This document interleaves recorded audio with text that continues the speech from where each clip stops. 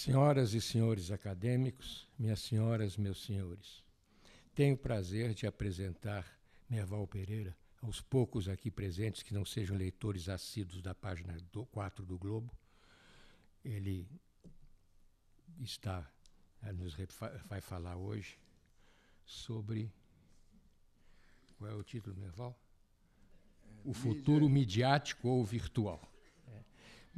Direitos e responsabilidade. Direitos e responsabilidade. Da mídia. Tá bom. Merval pensa que sucedeu aqui o saudoso Moacir Scliar, mas ele sucedeu, de fato, Carlos Castelo Branco, meu querido amigo, que escreveu o prefácio do primeiro livro que eu publiquei. Ele tem uma extensa folha de serviços prestados à imprensa, ao jornalismo, foi comentarista da Globo News e da CBN, é colunista do Globo, onde entrou em 1968 como repórter estagiário, tendo sido, entre outras funções, editor nacional, editor-chefe, diretor da sucursal de Brasília e diretor de redação. E foi diretor de jornalismo da mídia impressa e rádio das organizações Globo. Em 1979, recebeu o Prêmio ESSO pela série de reportagens da Segunda Guerra, Sucessão de Geisel, publicada no Jornal de Brasília e escrita em parceria com o então editor do jornal, André Gustavo Stumpf. A série virou livro com o mesmo nome, editada pela Brasiliense. De 1983 a 1985, trabalhou na revista Veja, onde foi chefe das sucursais de Brasília e Rio e editor nacional em São Paulo. No período, ganhou 3 prêmios Abril. No Jornal do Brasil, foi editor executivo e fez, de 1991 a 1992, curso de especialização em política internacional na Universidade de Stanford, na Califórnia, como o único bolsista da América Latina da John S. Knight Fellowship. É membro do Conselho Editorial das Organizações Globo e do Conselho Editorial do Jornal Valor Econômico, conselheiro do Centro de Estudos da América da Universidade Cândido Mendes, conselheiro da Fundação das Pioneiras Sociais, Rede Sara de Hospitais, e do Instituto Brasileiro de Defesa do Deficiente Físico. É membro titular da Academia Brasileira de Filosofia e membro do Board of Visitors da John S. Knight Fellowship da Universidade de Stanford. É Media Leader do World Economic Forum. Em 2009, recebeu o Prêmio Maria Mulls Cabot da Universidade de Colômbia de Excelência Jornalística, a mais importante premiação internacional do jornalismo das Américas. Com a palavra, Merval Pereira.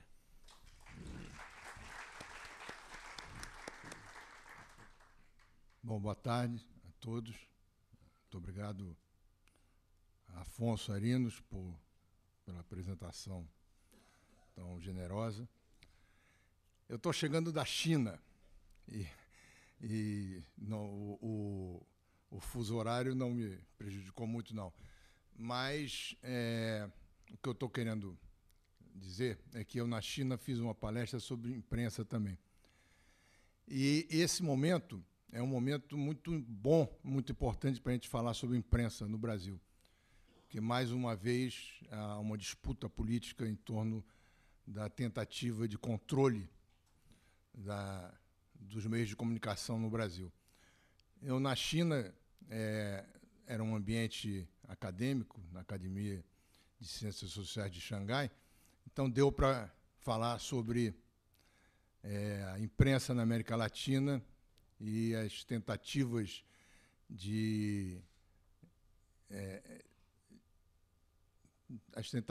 contra a liberdade de imprensa em vários países da América Latina.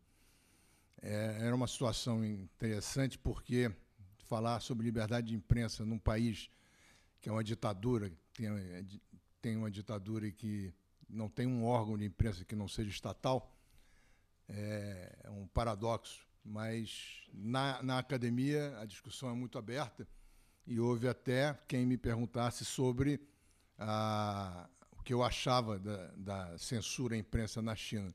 Foi um debate muito aberto. Eu pude falar sobre o que está acontecendo em vários países da América Latina, exemplos como na Argentina, na Venezuela, no Equador, onde diversas medidas econômicas, jurídicas, tentam impedir a livre manifestação do pensamento. E hoje, meu tema aqui tem uma ligação com isso, mas de maneira mais genérica. Eu vou falar sobre as responsabilidades e os direitos da mídia em termos de eleição, mas eu preferi fazer uma abordagem mais genérica, porque tudo que eu vou dizer aqui vale para a eleição, mas vale, sobretudo, para a educação da cidadania, que é fundamental para que, no final, o cidadão eleitor possa escolher corretamente, possa ter as informações corretas para poder votar direito. E uma das coisas que me deixaram muito feliz foi saber que esse seminário está sendo passado, está sendo publicado também na página do TSE, um convênio que a Academia Brasileira de Direito fez com o Tribunal Superior Eleitoral, exatamente nesse sentido, que a ministra Carmen Lúcia, presidente do TSE, que vai presidir a eleição, está muito preocupada com a educação eleitoral, em abrir a informação para que o eleitor possa recolher todos os dados possíveis para fazer uma boa escolha. E esse convênio da Academia com o TSE é importantíssimo com esse fim. Então, eu vou fazer algumas considerações sobre as responsabilidades e os direitos da mídia. São considerações que eu venho fazendo ao longo do tempo, são considerações atemporais, mas que se encaixam perfeitamente na necessidade de você ter uma mídia que informe corretamente e que forme a população. A imprensa enfrenta no mundo uma permanente batalha de credibilidade, que volta e meia é perdida. Embora aqui no Brasil ainda apareça entre as instituições mais respeitadas pela opinião pública, há um permanente desconforto na relação da imprensa com a sociedade. Se, de um lado, ela ainda depende da imprensa para ter seus direitos respeitados e para que denúncias sejam investigadas pelos governos, de outro, há questionamentos persistentes quanto à irresponsabilidade do noticiário sobre as acusações veiculadas, o que muitos classificam de denuncismo, ou quanto ao superficialismo do noticiário. No Brasil, há uma relação de amor e ódio típica de um país que ainda testa a solidez de suas instituições democráticas e onde a justiça não funciona plenamente. A imprensa aqui, mais que em outras partes, se transforma em poder por uma disfunção dos demais poderes. Ao produzir um primeiro nível de conhecimento dos fatos, o que muitos definem como um rascunho da história, a imprensa exerce o papel socialmente relevante de ser um canal de comunicação que liga Estado e nação, mas também os muitos setores da nação entre si. É sua atribuição fazer com que o Estado conheça os desejos e as intenções da nação e com que esta saiba os projetos e desígnios do Estado. O jornalismo é uma forma de conhecimento, uma forma de apreensão da realidade. O jornalista profissional é aquele que, valendo-se de um conjunto de técnicas, traz ao público uma primeira aproximação do real. Diante dos acontecimentos, é aquele que primeiro busca traduzi-los, explicá-los, revelá-los, esforçando-se para fazê-lo da maneira mais isenta possível, naquele instante, naquelas circunstâncias. Ainda incumbe à imprensa permitir à sociedade acompanhar com severidade fiscal aquilo que os governos fazem em seu nome e supostamente em seu benefício. No sistema democrático, a representação é fundamental e a legitimidade da representação depende muito da informação que aproxima representados e representantes. É exatamente o que eu estava falando no início. Essa função social da imprensa de informar para aproximar representantes e representados e permitir que a pessoa vote com as informações todas que possa ter, é um dos papéis fundamentais do jornalismo. Da questão ética deriva toda a possibilidade de êxito no jornalismo. Em contraponto a tudo isso, ao fato de que enorme parcela de informação de interesse público atinge a privacidade de alguém. A informação importante tem sempre um preço, e às vezes é muito alto. É uma decisão ética cotidiana e obrigatória do jornalista determinar se o interesse público é servido ou não pela invasão da privacidade de alguém. Decisões irresponsáveis e levianas produzem o sensacionalismo, os escândalos gratuitos e, em pouco tempo, a desmoralização da imprensa. Decisões tímidas e políticas, no pior sentido, produzem um jornalismo desligado do interesse público e, em pouco tempo, também a desmoralização da imprensa. Embora, como nos ensinam os filósofos, seja impossível chegar à verdade completa, sua busca desinteressada deve ser a principal tarefa do jornalista, a ponto de constituir-se em um imperativo ético da profissão. Não é por acaso, portanto, que no livro Os Propósitos do Jornalismo, dos jornalistas americanos Bill Kovac e Tom Rosenstiel, esse livro é uma espécie de bíblia para os jornalistas. A essência do jornalismo é definida como a busca da verdade e, sobretudo, a responsabilidade com o cidadão, fornecer informação às pessoas para que estas sejam livres e capazes de se autogovernar. A opinião pública surgiu no fim do século XVIII, através principalmente da difusão da imprensa, como maneira de a sociedade civil nascente se contrapor à força do Estado absolutista e legitimar suas reivindicações. Não é à toa, portanto, que o surgimento da opinião pública está ligado ao Estado moderno. Governantes que temem a liberdade de imprensa, numa tentativa de desacreditar os meios de comunicação, disseminam a ideia de que a mídia não representa a opinião pública, mas apenas a elite da sociedade, não os cidadãos de maneira geral. O correto conceito de controle social, no entanto, é, na verdade, das organizações sociais civis da sociedade sobre governos e instituições de Estado, e não dos governos e partidos sobre a sociedade. Nunca é demais relembrar o grande jornalista americano Jack Anderson, considerado o pai do jornalismo investigativo, segundo quem a necessidade da imprensa ocupar um lugar antagônico ao governo foi percebida com clareza pelos fundadores dos Estados Unidos e, por isso, tornaram a liberdade de imprensa a primeira garantia da Carta dos Direitos. Sem liberdade de imprensa, sabiam, as outras liberdades desmoronariam, porque o governo, devido à sua própria natureza, tende à opressão. E o governo, sem um cão de guarda, logo passa a oprimir o povo a que deve servir. O presidente americano Thomas Jefferson entendeu que a imprensa, tal como um cão de guarda, deve ter liberdade para criticar e condenar, desmascarar e antagonizar. Se me coubesse decidir se deveríamos ter um governo sem jornais ou jornais sem um governo, não hesitaria um momento em preferir a última solução, escreveu ele, exageradamente, mas para dar uma ênfase à importância que ele dá à imprensa. O primeiro documento em favor da liberdade de expressão na história da cultura universal foi Areopagítica, texto de 1644 do poeta político e publicista inglês John Milton. O parlamento inglês editaram uma ordem impondo a censura às publicações, alegadamente para impedir a edição de obras consideradas escandalosas, difamatórias e subversivas. Impedira também a criação de novos veículos e a divulgação de impressos.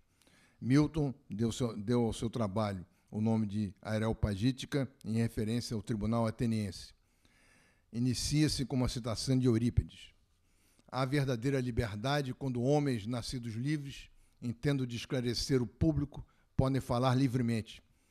Quem consegue e se propõe a fazê-lo merece todo o valor. Quem não consegue e não quer, pode sempre ficar calado. O que poderia haver de mais justo num Estado? A imprensa diária brasileira tem mudado muito nos últimos anos e deve mudar muito mais. Não é um processo simples nem indolor para a mídia e para a sociedade, mas temos o direito de esperar que sejam as dores do crescimento. Há cerca de 25, 30 anos, jornais e jornalistas descobriram que tinham de aprender ou reaprender a serem senhores de seus atos. terminara a repressão, assim como o direito de culpá-la por todas as falhas e defeitos de comportamento. Simultaneamente, a empresa jornalística padrão também estava crescendo, deixando para trás 2 antigos modelos, o jornal Picareta e o jornal Panfleto. A exemplo do que acontece com o país, esse múltiplo aprendizado ainda não acabou. Ele implica considerável mudança de atitude. Em tempos de informação negada e proibida, a grande preocupação deve ser publicar o mais possível daquilo que se descobriu. Quando a informação é livre, a preocupação passa a ser necessariamente de controle de qualidade. Separar a informação verdadeira daquela que, por acidente, incompetência ou má-fé de alguém, briga com os fatos. Ou aquela que, sem constituir informação relevante, fere reputações e leva risco ou sofrimento a pessoas inocentes. Isso, porém, não esgota a questão ética da imprensa. Há a ética do profissional, que deriva da própria definição da profissão. Se entendermos que a nossa missão é dotar a sociedade de informações suficientes para que ela decida seu destino, temos a obrigação ética de subordinar a esse mandato o nosso projeto para a sociedade, impedindo que nossos planos e sonhos invadam a imagem dos fatos que levamos ao leitor. Isso é um ponto fundamental, que é a separação da opinião do jornal com a notícia. E há algum tempo já está em vigor nos jornais brasileiros essa divisão clara, que não era muito clara no passado. E é tão clara que o Globo, por exemplo, convida pessoas para escrever, uma vez por semana, editoriais contra o editorial do próprio jornal, defendendo uma posição contrária. Isso era impensável. Eu comecei a trabalhar em 1968 e vi no Globo e em outros jornais colunistas serem demitidos porque escreveram coisas que contradiziam o editorial do jornal. E o dono, o proprietário, se considerava ofendido, porque achava que era um desrespeito, né? Isso hoje já é uma coisa muito mais clara, muito mais exigida, né, dos jornais. E existe a ética da empresa jornalística. Esta precisa ter permanentemente consciência de que, embora fabrique e venda um produto que inclui tanto a informação necessária e importante como o relato de apelo emocional, a diversão em um rol de serviços, tem deveres e limitações próprias de sua atividade. Essa é outra questão fundamental. O jornalismo, quando eu comecei a trabalhar, era muito romântico, não tinha as questões econômicas, não entravam na redação, só entravam na redação pelo baixo salário, pelas dificuldades do jornalista de maneira geral. Mas nenhum jornalista queria ter ideia, ou achava que precisava ter ideia, de quanto o jornal estava vendendo, de quantas páginas o jornal ia ter, qual era o custo daquilo. Não havia essa ideia de que, para fazer um jornal, tem um custo e você tem que balançar esse custo. E, recentemente, há 30 anos atrás, os jornais começaram a levar em consideração esse fator e começaram a se tornar empresas com necessidades de faturamento, necessidades de não tanto quanto nos Estados Unidos, que os jornais têm ações na Bolsa, e isso pressiona muito o resultado dos jornais, mas, de qualquer maneira, todos se tornaram, recentemente, empresas jornalísticas com fins lucrativos. E uma dificuldade, se antes o jornalismo romântico fazia com que os jornalistas não tivessem ideia de onde vinha o dinheiro para fazer o jornal, e os baixos salários permitiam, quase que exigiam que todos os jornalistas tivessem um segundo, um terceiro emprego, e o jornal acabava virando um bico para intelectuais, um bico para funcionários públicos. Hoje, os salários já são profissionais E o jornal é uma empresa, tem que ser uma empresa lucrativa. Mas também não pode, essa ideia de lucro não pode interferir na qualidade do jornal, nem na linha do jornal, né? Eu me lembro no Globo, por exemplo, quando a gente começou, há 15 anos atrás, mais ou menos, a colocar os editores como executivos e receberem participação nos lucros da empresa, tinham metas para serem atingidas. Uma das coisas que eu me bati e que fui vitorioso é que não podia atrelar a venda do jornal aos resultados da redação. Você podia ter várias metas, mas a venda do jornal não tinha que ser uma meta, exatamente para evitar que os editores ficassem pressionados para fazer um jornal mais popular, mais vendável e perdessem o rumo, né, do jornal. Numa extrema simplificação, temos de produzir para sobreviver como empresa um jornal que nossos leitores tenham o prazer de ler, mas não podemos esquecer de que, às vezes, há vasta distância entre o interesse público e o interesse do público. Enfim, uma das mais importantes questões éticas envolve a atitude do profissional em face da profissão e da empresa em face da atividade. O jornalismo deve ser exercido como direito ou como dever. Ele é as duas, mas o que predomina? Dependendo da resposta, a postura muda radicalmente. No primeiro caso, há uma tendência à arrogância, com risco de abuso de poder. Essa é uma tendência que é muito presente no jornalismo. No segundo, tende-se à humildade, que não pode ser confundida com acomodação.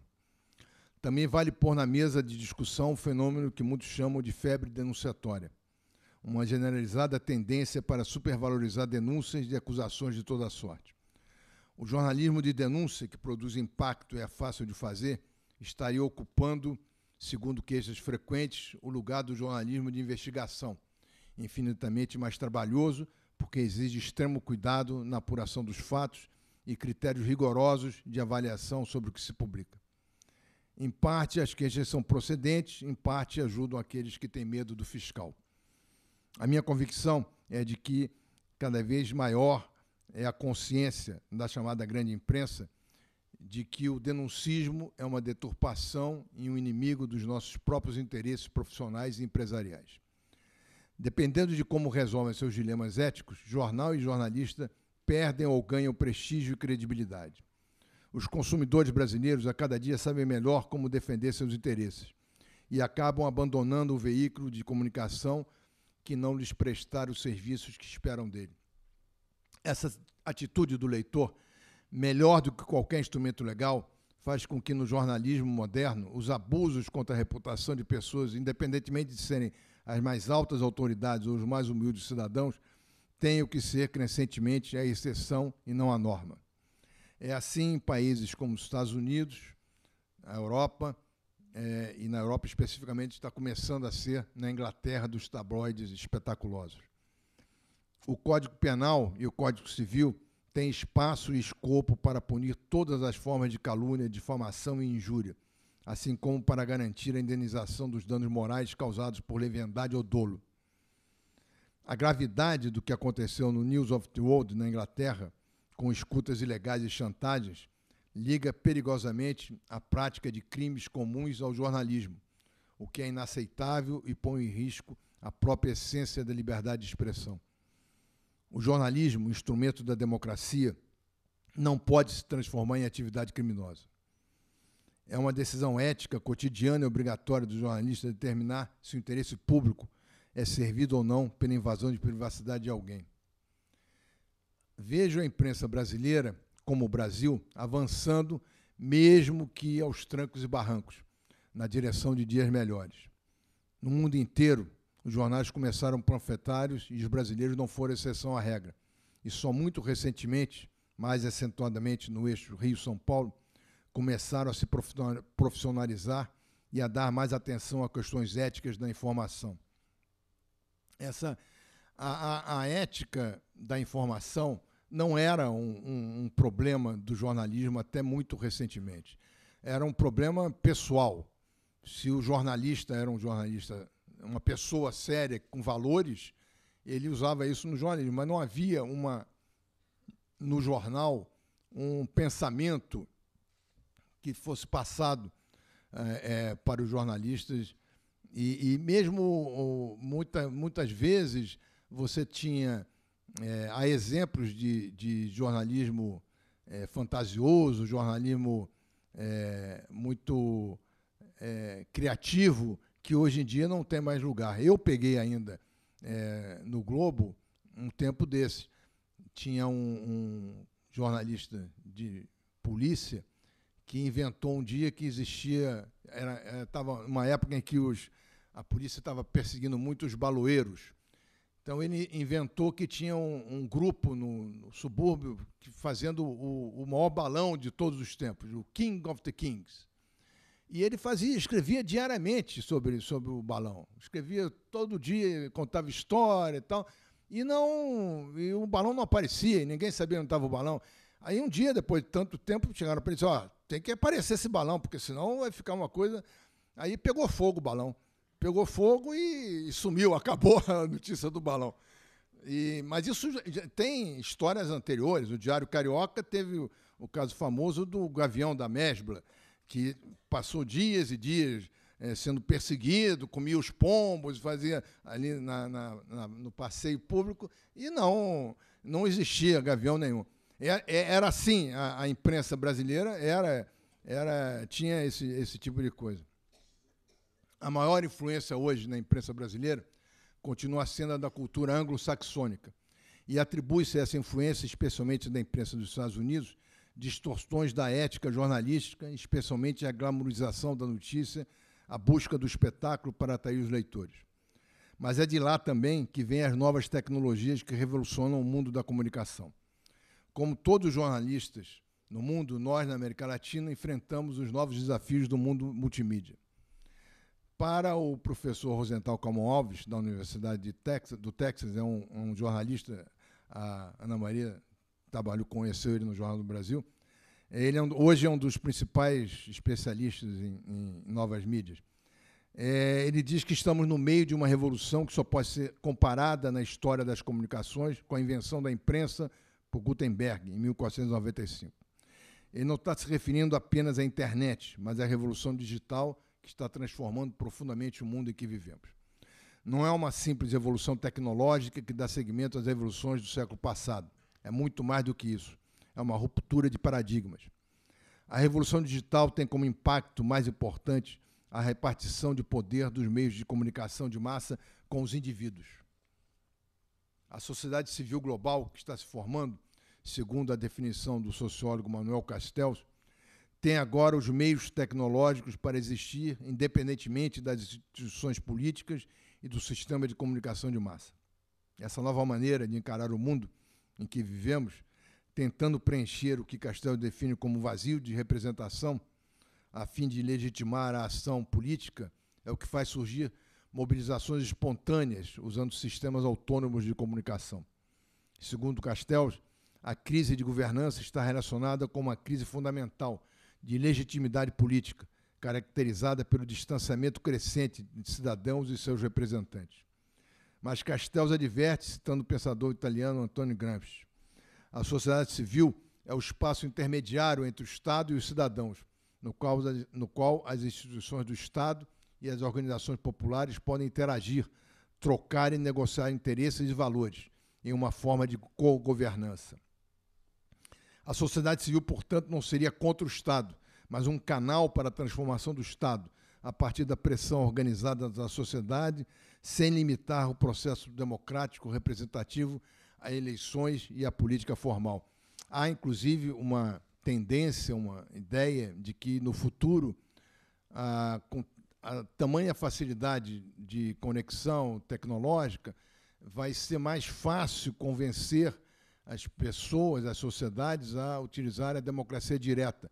E as pessoas vão poder votar de casa, pelo computador, e decidir questões diretamente. A Lei Brasileira de Acesso à Informação, aprovada recentemente, é considerada uma das mais avançadas do mundo e permite ao cidadão brasileiro o acesso a informações públicas não sigilosas, sem nem mesmo necessidade de se justificar a solicitação. Mesmo que se saiba que muitas repartições públicas não estão ainda preparadas para dar acesso a informações tão amplo quanto previsto na lei, é um grande avanço. É o país consolidando seu pertencimento à moderna democracia digital, que permite que a sociedade acompanhe passo a passo a atuação dos funcionários públicos e, por conseguinte, dos governos como um todo. Assunto que mobiliza os governos através do mundo, especialmente depois do surgimento do Wikileaks, especializado em vazar documentos secretos, a legislação de acesso à informação pública está recebendo por parte do governo brasileiro um tratamento digno de sua importância. Vivemos hoje em uma sociedade calcada em bases de dados. Nossos rastros digitais vão sendo deixados por toda parte, armazenados em computadores e vão desde as imagens capturadas pelas câmeras que se espalham pelas ruas, pelos nossos locais de trabalho, pelos elevadores, por todas as partes nas cidades mais modernas, até mesmo os documentos oficiais que se criam aos milhões e milhões em todos os governos do mundo. Guardar todos esses dados em segredo torna-se um desafio cada vez mais difícil. E quando há um vazamento, o volume de dados pode ser tão imenso quanto aqueles do Wikileaks. Internet e comunicação sem fio, como os telefones celulares, fazendo a ligação global, horizontal de comunicação, provém um espaço público como instrumento de organização e meio de debate, diálogo e decisões coletivas. No seu livro Comunicação e Poder, Manuel Castells chega à conclusão de que as redes de comunicação social mudam a lógica do poder na sociedade atual e já não se pode fazer política se não se levar em conta a crescente autonomia e o dinamismo da sociedade, utilizando a desintermediação dos meios de comunicação. Ele ensina que, como as redes organizam o mundo das finanças, da produção, da comunicação, da política, das relações interpessoais, só uma teoria que parta da relação nessas redes de poder pode chegar a entender a prática social e política da sociedade atual. É por isso que, cada vez mais nas eleições, as redes sociais, o Facebook, o Twitter, que o TSE proibiu de ser usado numa demonstração de que está completamente fora do tempo, ganham cada vez mais importância na campanha eleitoral e na divulgação do pensamento dos candidatos e também na luta política, no debate político. O que se debate, segundo ele, segundo Castells, é o direito do cidadão de saber o que fazem e pensam seus governantes. A mobilização da opinião pública, feita em meio a uma turbulência de informações num sistema midiático diversificado como o que temos no mundo moderno, e depende de lideranças, como ficou demonstrado com a Primavera Árabe, que ainda hoje repercute nas transformações daquela região. Essa organização autônoma, sem um comando central, é o que dá significado político ao potencial da internet. Castells identifica essas manifestações como um processo de transformação estrutural que está em curso no mundo com múltiplas dimensões: tecnológica, econômica, cultural e institucional. O livre acesso à informação pública pressupõe que os sites tenham informações sobre as despesas da instituição apresentadas da maneira mais detalhada e acessível possível. Os jornalistas são os que menos usam essas informações nos Estados Unidos, por exemplo, porque o que interessa mesmo é o dia a dia dos cidadãos, que começam a se utilizar da legislação para defender seus direitos. Os advogados começam a usá-la, os lobistas começam a usá-la, enfim, uma questão de exercício da cidadania. Não obstante todos esses novos recursos tecnológicos e as mudanças na sociedade que colocam o cidadão como protagonista, é o jornalismo, seja em que plataforma se apresente, que continua sendo o espaço público para a formação de um consenso em torno do projeto democrático. Os jornais ainda são a fortaleza maior do jornalismo de qualidade, tão importante para a democracia. A tese de que as novas tecnologias, como a internet, os blogs, o Twitter e as redes sociais de comunicação, como o Facebook, seriam elementos de neutralização da grande imprensa é contestada por pesquisas. Uma recente da Associação de Jornais dos Estados Unidos mostrou mais uma vez que os jornais tradicionais são as marcas confiáveis para as quais o leitor corre quando algo importante está acontecendo. A pesquisa sobre o uso de multiplataformas mostra que 3/4 de todos os usuários da internet têm os jornais como principal fonte de notícias e os leem em várias plataformas. Especialistas da Universidade de Cornell e Stanford já haviam demonstrado que a internet é a caixa de ressonância da grande imprensa, de que precisa para se suprir de informação e para dar credibilidade às informações. Não é à toa que os sites e blogs mais acessados, tanto nos Estados Unidos quanto no Brasil, são aqueles que pertencem a companhias jornalísticas tradicionais, já testadas na árdua tarefa de selecionar e hierarquizar a informação. O jornalismo profissional tem uma estrutura, uma forma profissional de colher e checar informações que a vasta maioria dos blogueiros não tem. Não há dúvida de que, com o surgimento das novas tecnologias, os jornais perderam a hegemonia da informação, mas continuam sendo fatores fundamentais para a cidadania. O jornalista espanhol José Luis Cebrián, diretor do El País, talvez o jornal mais influente hoje na Europa, considera que os jornais perderam a centralidade da formação da opinião pública, mas continuam sendo um contrapoder com uma enorme influência, embora menor do que anteriormente. São novos desafios, como de explorar uma intensa variedade de meios de levar informação ao leitor, e a oferta de informação só tende a crescer, sem, ao mesmo tempo, sufocá-lo com informações demais, produzindo a desinformação, que surge da profusão de informação, de seu encantamento, de sua repetição em círculos, na definição do filósofo francês Jean Baudrillard. Nicolas Carr, ex-diretor da Harvard Business Review, é mais pessimista. Para ele, a internet permeia de tal modo o cotidiano que estaremos caminhando para uma capacidade cada vez maior de consumir informação fragmentada e desconexa. Mais informação e menos conhecimento e, sobretudo, pouca reflexão. A internet estaria induzindo a um pensamento raso. O filósofo Jürgen Habermas define como a dupla função do que chama de imprensa de qualidade atender à demanda por informação e formação. Em um texto intitulado O Valor da Notícia, Habermas ressalta que um estudo sobre fluxo de comunicação indica que, ao menos no âmbito da comunicação política, ou seja, para o leitor enquanto cidadão, a imprensa de qualidade desempenha um papel de liderança. O noticiário político do rádio e da televisão depende em larga escala dos temas e das contribuições provenientes do que chama de jornalismo argumentativo. Sem o impulso de uma imprensa voltada à formação de opinião, capaz de fornecer informação confiável e comentário preciso, a esfera pública não tem como produzir essa energia, diz Habermas. O embate entre os meios de comunicação e os governantes nos leva à discussão da ética na política, em que se sobressai a distinção, na clássica definição do sociólogo alemão Max Weber, no livro A Política como Vocação, entre a ética da convicção, dos princípios morais aceitos em cada sociedade, e a ética da responsabilidade, que prevaleceria na atividade política. O filósofo italiano Norberto Bobbio, na sua Teoria Geral da Política, alerta que nenhuma das teses que existem para justificar a disparidade entre a ética da sociedade e da política considera que o objetivo da ação política seja o poder pelo poder. Bobbio ressalta que, para o próprio Maquiavel, a ação política que esteja fora do código moral ao qual está submetido o comum dos mortais só se justifica se tem por fim as coisas grandes. A corrupção, que está no centro de toda disputa sobre moral na política, não encontra respaldo em teorias, adverte Bobbio. E eu acrescento que, no entanto, é sempre possível justificar uma ilegalidade com uma grande causa, como nós temos visto na política brasileira recente. O direito do cidadão de estar informado sobre as ações de seus governantes é uma questão que vem sendo debatida pelo pensamento ocidental desde sempre. E hoje, na pós-modernidade dominada pelos avanços da tecnologia da informação, ganhou uma dimensão maior. São desafios tecnológicos, mas apenas em parte.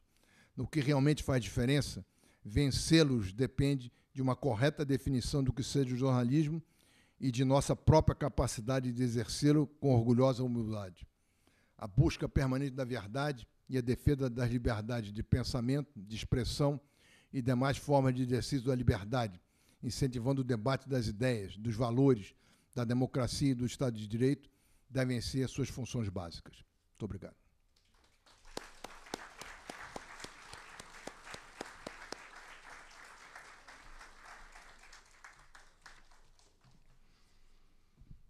Nós acabamos de ouvir agora, uma importante manifestação de Merval Pereira sobre a influência e a importância da liberdade de imprensa na democracia. Aliás, sobre esse último problema que ele levantou agora, a da ética na política, é importante, eu recomendo expressamente a leitura do seu editorial, da sua coluna de hoje, na quarta página no Globo.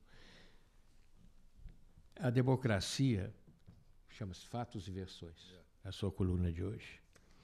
A democracia tem como principal defensora a imprensa livre. Eu tenho uma porção de experiências, que eu vou lembrar algumas delas, quanto a essa importância da liberdade de imprensa para a democracia.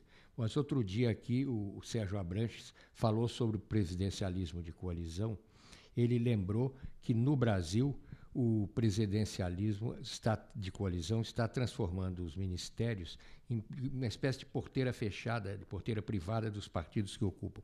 E isso está trazendo, inevitavelmente, um processo de corrupção no executivo, principalmente, que nessa coluna de Merval e outras tem sido combatido com êxito e com muita importância na liberdade. A liberdade de imprensa hoje está sendo fundamental para impedir que esse escândalo se espalhe pelo Brasil. Nos Estados Unidos, eu estava lá do princípio ao fim do escândalo Watergate, de modo que eu assisti o que tem a impressão que a maior demonstração da importância da liberdade de imprensa, que foi a imprensa livre que derrubou o presidente dos Estados Unidos.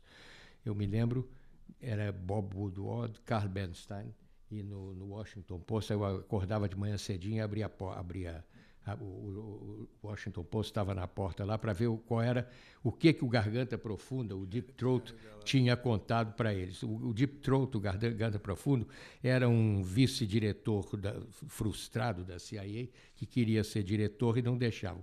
Então ele contava o que estava por baixo dos assuntos. E isso, a liberdade de imprensa derrubou o governo corrupto nos Estados Unidos, como derrubou o Nixon. No Brasil também. No Brasil nós tivemos o exemplo, Jânio Quadros foi derrubado a partir de uma entrevista na televisão, de uma fala de Carlos Lacerda na televisão, em que ele o acusava de estar tramando a mudança de regime através do fechamento do Congresso. E nos anos anteriores, foi em 45, 44, foi também Carlos Lacerda, a lembrança que eu tenho, que ao promover uma entrevista à imprensa de José Américo de Almeida, ele abriu as comportas da imprensa livre e o governo, o Estado Novo, não resistiu a isso. Foi exclusivamente a imprensa, importantíssima a atuação da imprensa para a renovação e a manutenção da democracia entre nós. Na Itália, ele falou de separação da notícia e da opinião. Eu me lembro disso na imprensa italiana. A imprensa italiana não sabe dar notícia sem dar opinião. Praticamente é muito difícil se ter uma opinião separada da notícia. E isso é uma coisa que se notou também. E estava me lembrando também da luta democrática de Tenório Cavalcanti. Ele diz, para poder vender melhor, você lembrou agora, tinha que ter um presunto na primeira página. O presunto era um cadáver sangrento, escandaloso. Essa importância da imprensa é dada hoje para nós todos, para a liberdade de imprensa, para a democracia brasileira, numa importante manifestação que deu Merval Pereira sobre o que ele, em particular, e a imprensa brasileira em geral estão cada vez mais representando os grandes jornais. Ele salientou bem, no eixo Rio-São Paulo, os grandes jornais são o que mais garante a dignidade e a representatividade da democracia brasileira. Eu lhe agradeço muito, e Merval, por isso que você acabou de nos ensinar. Muito obrigado. Nós teremos agora, vamos dar início ao ciclo de conferências 90 anos da Semana de Arte Moderna, coordenado por Antônio Carlos Sequim. O conferencista será o Canaã Ferraz e o título da sua conferência será a Proposta Modernista, Ruptura Cultural. Os próximos eventos, no dia 1º de junho, sexta-feira, às 18h30, teremos cinema na Academia Brasileira de Imprensa. A série Literatura Policial exibirá o filme Scarface, de Brian De Palma. E no dia 31 de maio, anteriormente, aqui também, no Teatro Magalhães Júnior, dos Seminários Brasil-Brasis, o futuro mediático ou virtual, coordenação do acadêmico Marco Lucchesi, e teremos como palestrantes Luiz Erlanger e Marcelo Taz. Muito obrigado.